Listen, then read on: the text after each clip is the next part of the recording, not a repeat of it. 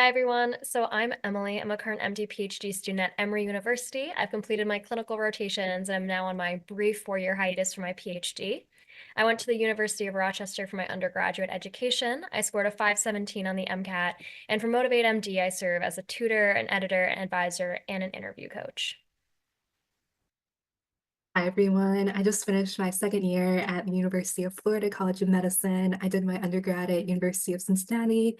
I scored a 524 on my MCAT, and at Motivate MD, I'm a MCAT tutor, advisor, and interview coach. Okay, and now I'll let Brooke talk to you guys a little bit more about the approaches that she used that were really successful when she took the MCAT. Yeah, so I definitely recommend reading the passage first before trying to look at the questions. And at the beginning of your MCAT journey, especially when you are looking at CARS stuff, don't worry about the timing too much. I think it's more important to just get a sense of the type of questions they ask, and then just try and get your accuracy score up. And then, like, once you're consistently getting pretty accurate scores, then I would try to focus more on the timing. And so we recommend really trying to read the passage within 3 minutes or 3 minutes and 30 seconds so you have enough time to read through the questions and then you can go back and look at the passage in more detail. And so like while you're doing that first skim through, I think really trying to focus on the main idea of the passage as a whole is important. I think a lot of us can get caught up in the details and trying to memorize everything, but that can definitely be like a huge time suck. And so it can waste time if you're focusing on details that they might not even ask questions about. So definitely try and focus on the main ideas, at least for your first read through the passage. And then for each paragraph within the passage, try and figure out the main idea and then how that corresponds to the overall tone of the passage. And I definitely recommend, at least on the first read through, try to not reread any sentences, even if like you don't really understand exactly what they're trying to say, because like I said, they might not even ask questions about it. So definitely try and just get through the first read through as quickly as possible while still understanding the main ideas. And then in terms of highlighting, I think the most important things to highlight are definitely what you think the main ideas are. So the overall main idea, and then for each paragraph, there's usually like a main idea. And then opinionated statements are also important because there will usually be questions that'll ask you like what the author's opinion on a certain topic is. So these can kind of help guide your answers. And then names and timelines can be useful as well. But it can be tempting to over highlight. So definitely try and be judicious in what you're highlighting. And a general rule is to try and make it less than 20% of the total passage. Obviously, you don't have to like count like all your highlights, but I think you'll get a good sense of like what are the important things to highlight as you go through more passages. And then for different types of computers, you can either use the Alt plus H or Option plus H, just for like a little quicker way to highlight. And then for the CARS questions themselves, try and break them down into each main component. So what section of the essay is the question asking about? So this is where like the highlight can be useful. It can really draw your eye back to which section is relevant to answering the question if it doesn't direct you to a certain paragraph within the stem. And then like what element of the essay is the question asking about? So definitely, I recommend trying to rephrase the question in your own words because sometimes the questions can be kind of tricky to understand. And so really trying to make sure that you understand the question itself by rephrasing it can help you answer the question. And then in terms of the answer choices, this won't work for every question, but for some questions, you are able to kind of predict what the answer choices should be. And so for some of them, you can kind of think about like what keywords you would expect in an answer choice and what you think the answer should be arguing based on your understanding of the passage. And then you can carefully review each option using the process of elimination and just try and select the answer that is most in line with your own. And so we recommend an elimination-based approach. So this can be helpful, especially like if you aren't like really confident in your answer. So just like going through each option completely and making sure that you're able to eliminate that choice. And so when you finally get down to your last option, you're more confident in it. And so yeah, for the first thing, we recommend eliminating answer choices with any incorrect ideas or information. And so this can kind of trick students up because some answer choices, like the beginning part of the answer will have like answer that sounds correct and in line with the paragraph, but then like it might have like a word or a phrase in the last part that's off and doesn't necessarily align with the passage. And so making sure that every part of the answer choice is correct is important. And then if there's answer choices that are arguing similar things, it's unlikely for both of them to be correct. So you can kind of eliminate the redundant answer choices. And then one that like really tricks students up, including me, are answers that are true and in line with the passage, but don't actually answer the question. And so really that's where understanding what the question's actually asking comes in, and making sure that the answer you're choosing actually answers the question, because there may be a lot of true answers, but it's not the best answer for that particular question. And then finally, eliminating overly specific or extreme answer choices. So for answers that state always or never, usually definitely be wary of those, because usually there's some sort of nuance in the passage. And then finalizing your answer, making sure that your answer is in line with the tone of the overall passage. So thinking back to what the main idea of the passage is and making sure that whatever answer you choose kind of goes along with that main idea, as well as like the author's perspective and line of thinking. And then again, just re-emphasizing, does your answer actually directly respond to the question? So just because the answer might be true doesn't mean that it's actually answering the question. So just make sure you eliminate any of those answers. And then if you're still stuck, you can reread highlighted parts of the passage. And then if all else fails, I definitely recommend going with your gut, because a lot of the times, like I'll be iffy on an answer and then I'll like change it and my first answer was correct. So especially if you're running out of time, just go with the answer that you initially chose. And then for additional advice, we really recommend trying to read through a passage in around 8 to 9 minutes, just to give yourself like a buffer on the test day. And so the way you can practice is just set a timer as you read and highlights. But definitely don't worry about it too much when you're first starting out. But once you get more used to answering questions, then you can kind of cut down that time. And then just reading as much as possible can be helpful in improving your speed. So just reading opinion pieces in the newspaper, scientific literature, and other forms of writing is just a really good way to prepare yourself for like reading quickly and synthesizing knowledge. It can also help you just like find the main ideas, which is really important, not just for cars, but for also other passages within the MCAT as well. Yeah, so now that Brooke's kind of gone over like the general approach, like what the cars section typically looks like in terms of like what they want you to do and answering the questions, we can also kind of break down what type of questions that you're going to see on the MCAT into like 6 different categories. So even though some of the questions seem random, I would say that they're all probably going to fall into one of these buckets. The main one that I think a lot of students also struggle with is called inference questions. So this is where you'll have information in the text and then they're asking you about something that's tangential to it and asking you to use the information that's present in the writing to then apply that to the concept they're asking about. So this is, I think, what when students struggle with the most when they're studying for the MCAT exam, because you do have to really take the line of thinking presented and then apply that to a whole new idea. And we'll go over some of these like in practicality with a practice passage for you guys as well.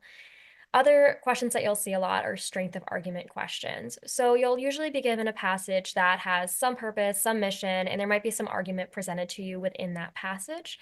And then the MCAT is going to ask you, okay, given that this is the author's argument, how do you think this new piece of information would change that argument? So this really depends on you having a good understanding of what the author's really trying to tell you. And you can break that down in the approach that Brooke was talking about, where you're looking for what is the tone of the passage, what is kind of the overall idea that the author's trying to convince you of as you're reading. My least favorite bucket of questions is definitely the not questions, because honestly, these ones aren't that hard. They just give you 4 answer choices, 3 are right, 1 is wrong. But it's really easy to flip your logic when you're thinking through the answer choices and selecting the answer that's correct instead of selecting the one that's incorrect. So I always want to like highlight that this is a type of question to be aware of. So you're making sure that as soon as you see the not, you possibly highlight it in your within the question prompt so you don't forget what information you're looking for there. Other questions are comprehension questions. These are usually like the favorite question of all MCAT test takers. They're just going to ask you, what does the author think about this? What does the text say about this? And the answer is going to be explicitly available in the text. You shouldn't have to reason beyond, just simply be able to quickly find that information and then check the answer that's in alignment with that. Main idea questions are just getting at what is the main idea? What is the purpose of this passage? And like Brooke talked about in her approach, this is a question that you should already have been prepared to answer by the time you're done reading the passage if you're paying close attention that first read through and kind of formulating this idea as you're going through the text. The last type of question is tone question, which I think a lot of students also tend to struggle with this. But what is the connotation of the text? What does the author sound like to you? And this is where I urge students to always like use the voice in their head almost as a guidance. When you're reading this, are you reading that voice as coming off as sassy, as informative, as bland? Your own reflection of how you're reading this text will often tell you what the tone of the reading is, that voice that you hear inside your head as you're going through it. So to kind of talk a bit more about this passage, we prepared one for you guys to go through on your own. Here's the QR code to access it if anyone wants to pull it up and read along, but we'll also have it up in 1 second and I'll read through it with you guys. But let me just give you like 10 seconds to quickly scan this if you want your own copy available on your phone.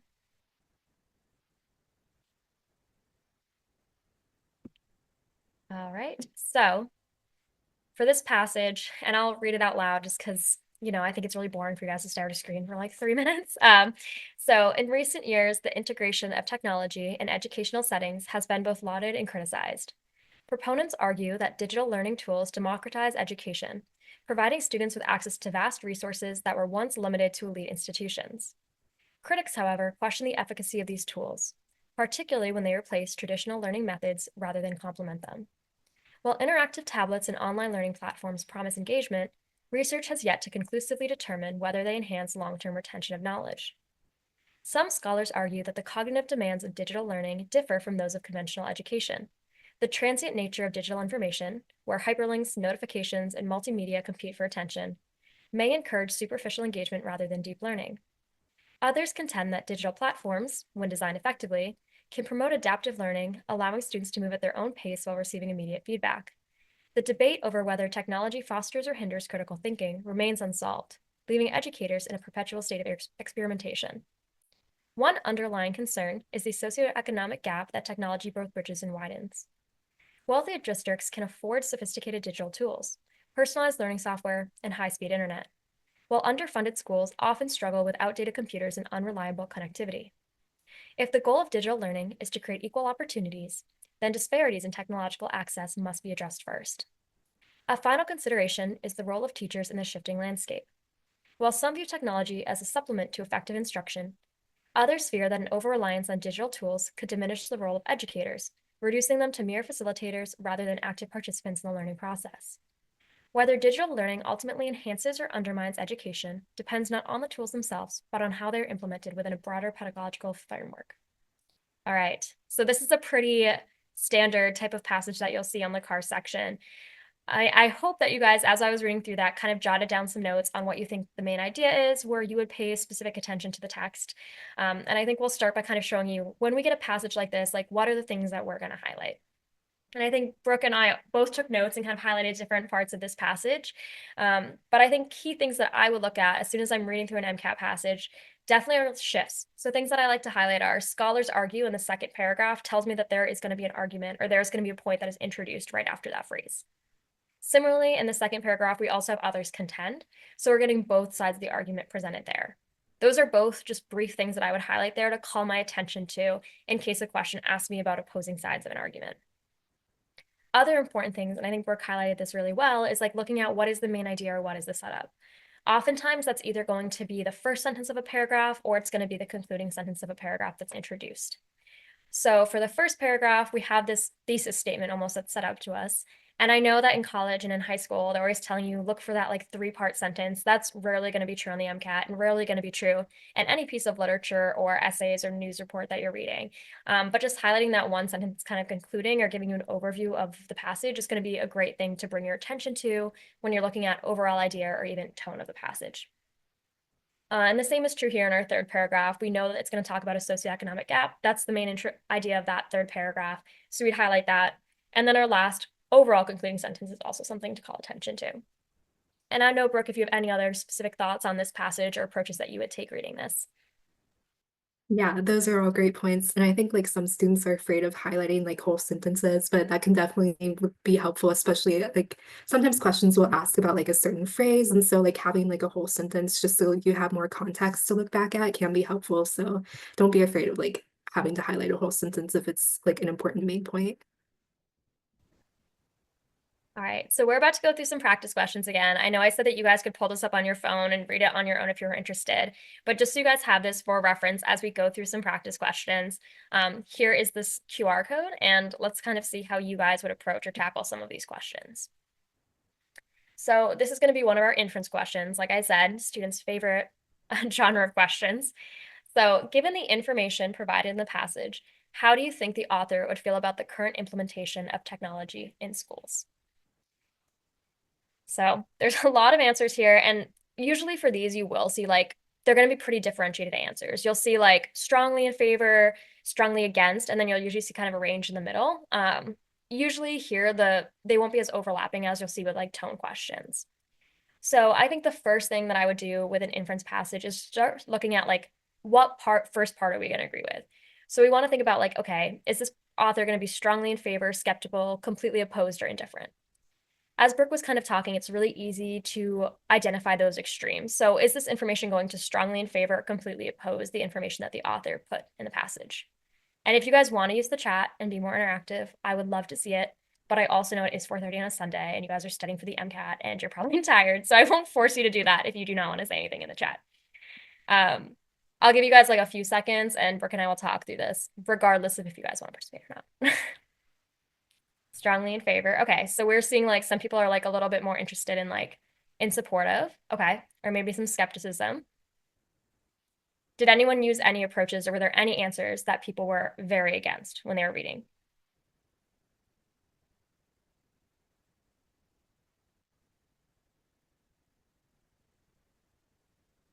Yeah, it looks like we have a good mix of answers here, but no one's saying C. I would agree with that. I don't think it's C, right? So if we look at this passage, right, a lot of what it's talking about is, okay, there's some pros to using technology, there's some cons to using technology, but we're really not sure what's going on, is the main idea I took from that. And if we really want to pull back, like, where would I be getting that information? When we go all the way to this, we see the end sentence of the first paragraph. Research has yet to conclusively determine. So our author's saying that there is nothing known about whether this is going to be good or bad. So we can just off this sentence say that it's probably not going to be one of those answer choices that says we're strongly opposed or we're strongly in favor of. There is some uncertainty that the author's telling us within this passage. And we see this reiterated sort of in a similar way at the end, where it says that we're not going to know what the outcome of digital learning is until we really understand about how they are going to be implemented and how they're going to be used. So for this question, I would probably rule out A and C. Those extreme answers, also again, extreme answers, unless it's a very, very opinionated essay, probably is not going to be the correct approach for a lot of these CARS questions. And then we'd be between skeptical and indifferent. So how do you guys separate skepticism versus indifference? I know you guys weren't expecting a vocab class. I'm sorry.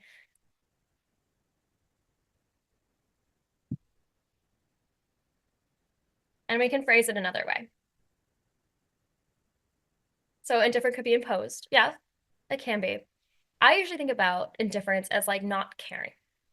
And my question to anyone who's reading this passage, or honestly anyone in general, if you had like an opinion on something, would you write or sorry, if you did not care about something, would you write a passage on it, an essay on it?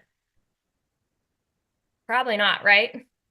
Yeah, an author who doesn't care about something probably isn't going to spend their time writing an essay or a passage arguing or informing someone about something. So for here, the answer we would go with is going to be that B answer, right? So they're skeptical of it. They're telling us that there are some benefits and there are some drawbacks. And that kind of falls more into like the skeptical attitude or that skeptical approach to feeling about technology more than an indifference. With indifference, you just think about like not caring about something. And I'm always someone that like, I usually lean away from indifferent when I read these because I'm like, who would write a passage about something if they didn't care about it, right? Probably very few people. Any other thoughts on how you would approach this inference question, Brooke? No, I think those are all great points. And again, like make sure you're reading the second part of the passage or the second part of the answer as well, because that can kind of give you a sense of the right answer because sometimes like two answers might be similar. Like if you're between skeptical or indifferent, you could look back in the passage and see that they were talking about like both benefits and drawbacks, and so that can kind of point you toward the right answer as well. All right, so now let's transition to a strength of argument question. So, suppose that technology was shown to have a beneficial effect on cognitive development in middle school age children. How would this affect the author's argument? Okay, so we've kind of already talked about what we kind of think the main idea of this passage is. And we kind of talked about like how the author thinks about what's going on within how it's currently implicated. So are there any gut instincts towards or away from an answer? Yeah, I can, here, I'll pull this back up. And yeah, you can take a photo of this if you want, and then you can scan it directly up from your phone. Any strong thoughts on these answer choices?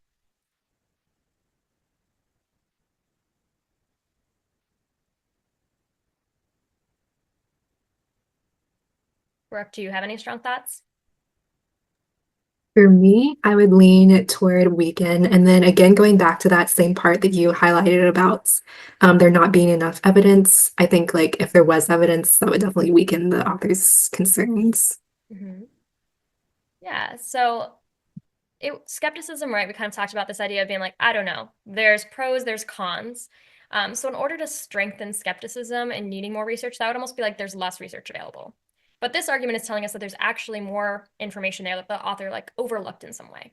So I would lean away from A. Also, and then C, like not affecting an argument. If they're saying that there's this new information that directly relates to an argument, that's not going to affect an argument. It could say like if the research said, hey, we're showing that there's like cost benefit analysis, like the risks kind of are about the same. That's almost strengthening the author skepticism or strengthening the author saying like, I don't know. It's not affecting it in any way. So if the argument that they're giving you relates to the passage, then it should affect the argument most likely. And then I always say like invalidating an entire passage is a little strong. That's like one of those extreme answers that like kind of like the always never that I'm always hesitant to pick. In my personal time MCAT tutoring for the past few years, I definitely have never seen this be the answer. Not to say that it can't be. I don't know about you, Brooke, but I've never seen someone use like invalidate or something that strong usually when it comes to these Yeah, strength. I would agree with you. Yeah. So like Brooke was saying, like it did weaken the argument, right? Because the argument is that there's kind of pros, there's kind of cons. But now we're seeing like, okay, now there is a pro. So that argument of them being equal has changed. And that's kind of how you would approach a strength of argument question. All right, then this one, because I am a speed reader. So these are the questions that trick me up a lot. So which of the following is not supported by the information in the passage? So this is one where you want to go through the answer choices and say like, okay, was this talked about? Was this supported or was it not? All right, and I'll let you guys take a minute to read these all over.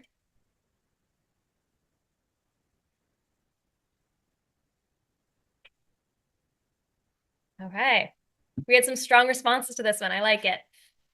Yeah, so here we're immediately saying like, no, right? So C is like the exact opposite of everything that we just talked about. It goes against the main idea. It goes against the author's argument. That's not going to be something that's supported.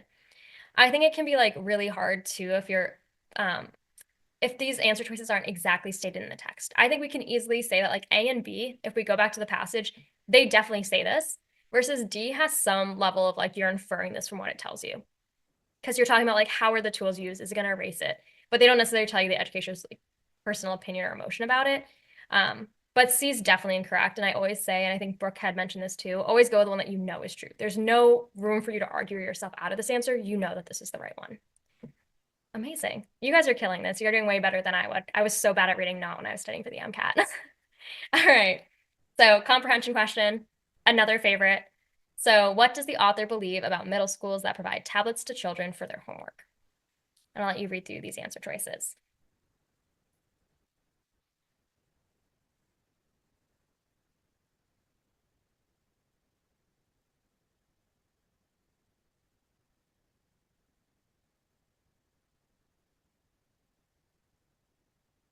Are there any answer choices that are tripping you guys up or that you're like, I definitely don't think that's the right answer?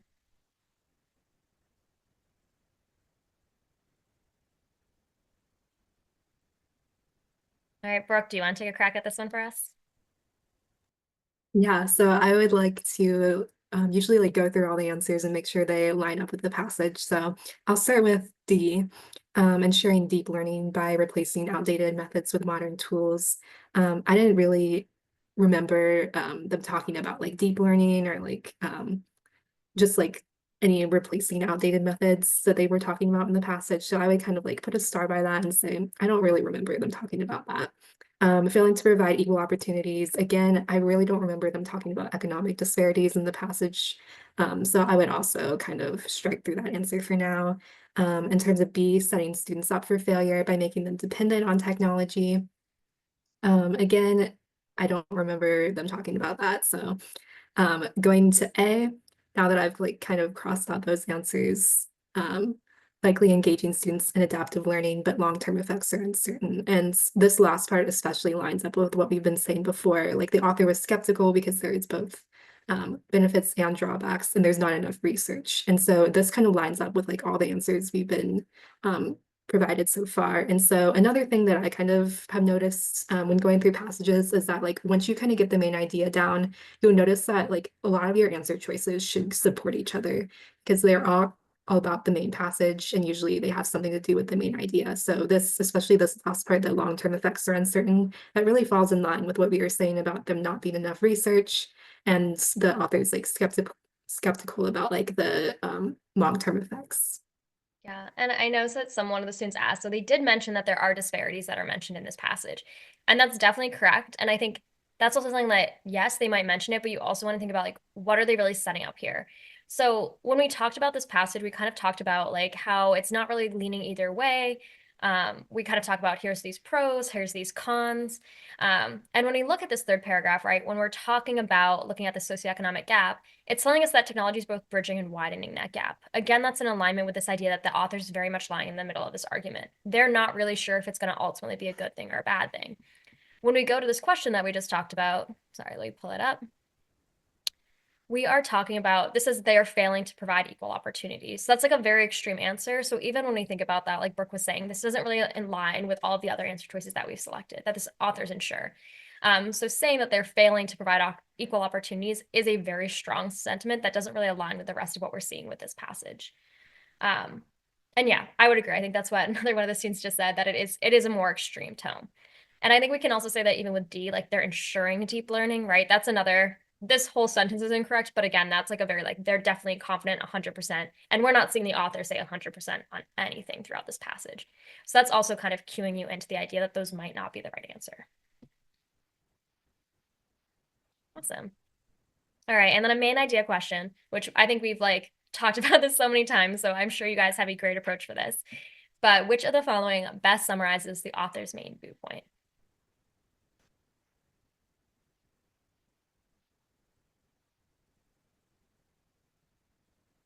Yeah, I'm seeing some B's, and I think that's a good approach. So we've talked about this, right? We've answered it in our own words, and now we're basically looking for the answer choice that's in alignment with that. As soon as you've kind of read the passage, you should see like, okay, the author's main viewpoint, there's both pros and cons to this technology in the classroom.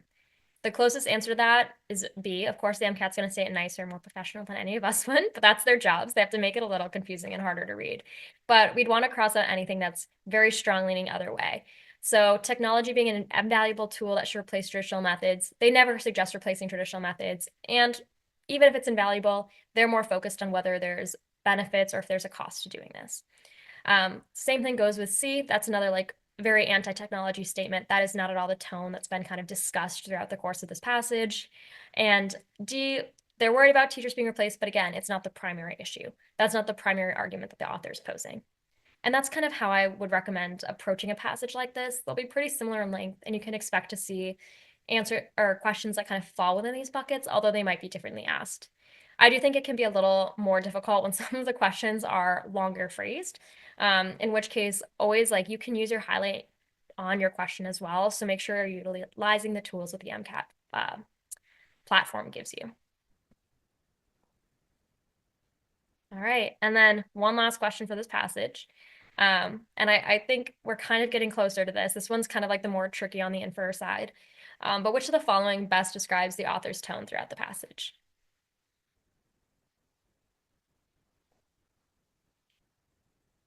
And I think there are a few answers that you can argue for here. So that's why these get a little more difficult for students. Not C. Okay. Leaning towards D. All right, Brooke. So we're not leaning towards C. We're leaning towards D. How would you kind of differentiate some of these answer choices and pick an answer? Yeah, so I think this is kind of going back to that one question that had the two extremes and then the two that were kind of like neutral or skeptical. And so I definitely agree that like crossing out C, the author definitely had a more balanced approach. And so I would say that they weren't dismissive of it. And that would be a reason that I would also cross out A because they also mentioned some drawbacks. And so they weren't like super optimistic or enthusiastic about it either. And so I would be narrowed down to B and D. And so, like she was saying before, neutral and objective, that's kind of like the indifferent answer, and that they don't really have an opinion one way or the other on the topic. And so that one I would be less enthusiastic about choosing, whereas thoughtful and analytical, I would lean more towards because they were really presenting both sides of the argument. And so to me, that would be more of a thoughtful approach. And they were also like analyzing the pros and cons. So I would definitely lean more toward D. Yeah, and this is like, I know, I mean, I made these questions, so I did give you guys a hard one. But this is kind of where I see a lot of students getting tripped up is like there's two that are like really similar. Um, but there's like a slight difference in tone. And like I think Brooke's hint, right, about like look to your older questions. Was there an answer like that where you're like, this isn't indifferent? And then you're like, okay, so indifferent would go with B versus like I would take like thoughtful or skeptical would go with D and like associating those answers. That might help you just by like stacking the questions and looking at like, okay, how have I described the tone in previous questions? Because those answers are all probably going to line up. And I guess that's also in some way like a bit of warning too, because if you had picked indifferent for that first question, like that might have led you to pick neutral and objective for this first prompt as well. All right, so those are all the practice questions that we have for you. And I'll pull up some like resources, chat it out, and then we'll also leave the chat open so you guys can ask us any questions that you might have about taking the MCAT and the CARS section in particular. So we will be starting some MCAT office hours this year, which I'm so excited about. So they will be free and you can just drop in and get some support with top scoring MCAT tutors through our company. It will be hosted every other week, but if you guys really love it and you guys are coming regularly, we can definitely talk and potentially have more frequent office hours than that. They'll be 1 hour long and there'll be live Zoom sessions where we'll go over a topic in different areas of the MCAT exam. So it'll cover like the CP, BB, CARS, and PS sections, as well as potentially study strategy sessions as well, that we can talk about resources that students really love to use, what we used when we started studying, what we would do now, or if we really liked what we did, we might still recommend that today. My opinion's definitely changed as I've gotten older and taken a lot more standardized exams. And then other free resources, we have a lot of things that you can check out on our website.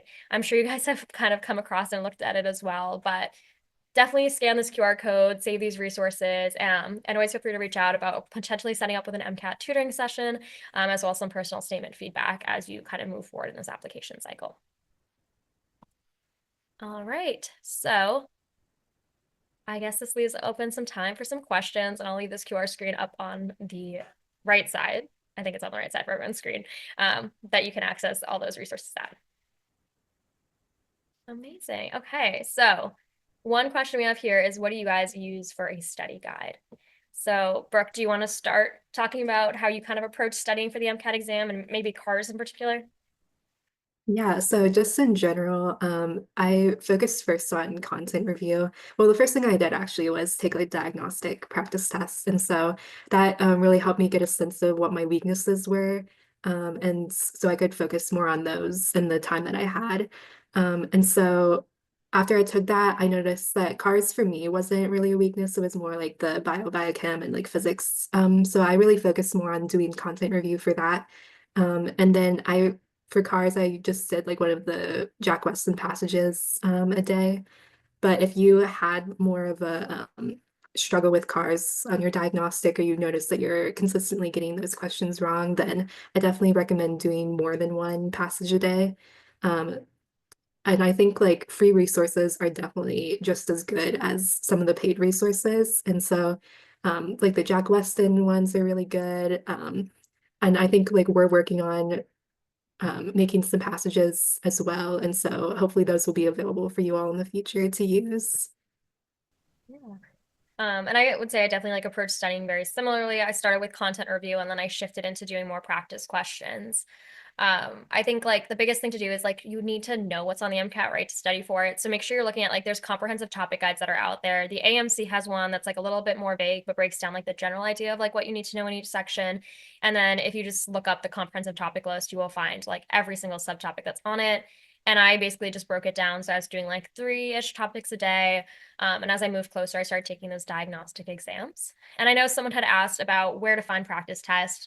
Um, I would always recommend starting with AAMC. It's kind of like your first resource for practice tests. Their diagnostic doesn't break it down in as much detail for you, but there's 2 free ones, an unscored and a scored, that you can take just to kind of simulate like what does the exam look like, what types of questions are going to be asked, and even if it's like it doesn't give you a final score, you'll be able to see what you got incorrect. So it does help you kind of understand like where you're struggling versus where you're doing well. And those are the favorites. I also think just AMC, they're the ones who put out the MCAT exam, so their content is just going to be the most representative of what you'll see on your test day. But they have 2 free ones, 4 paid ones, and then you can also find there's a free, I believe, Next Step or Blueprint does a free one, Princeton Review has a free one, and I believe Kaplan has a free one as well. I'd start with free and move into paid just so to help your wallet a little bit. Are there any other places that you found any practice tests or useful pieces of advice, Brooke? No, I think I definitely agree with you. I started with like the third party ones first and then tried to save the AAMC ones toward the end so I could get a better sense of like how I was going to do on the actual test. And I think like for the AAMC, my like final score was kind of like an average of how I did on the AAMC one. So I feel like that's definitely the most accurate to how you'll probably do on test day.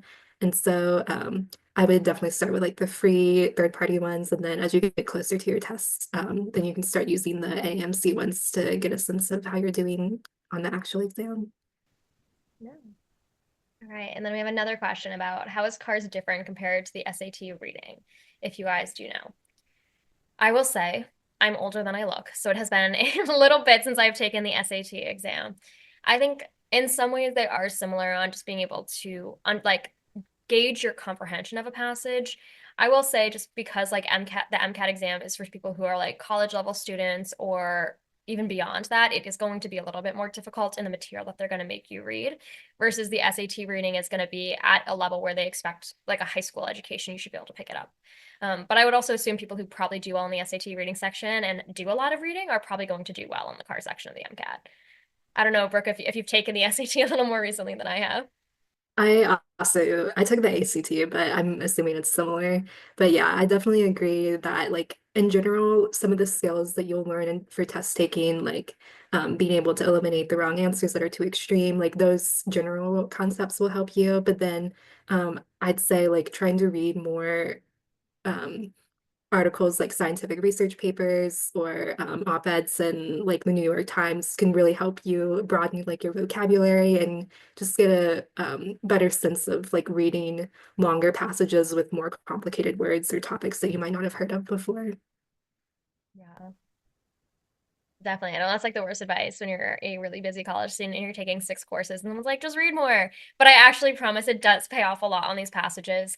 Um, I've like worked with students, like obviously anecdotally, who are like just doing a bunch of reading over their break and they're like, oh my gosh, like I love cars. I'm like, who you were the first person I ever heard it. And they're just like really big readers who just read all the time and they do fabulous on the section. So I do think there's a little bit of magic there.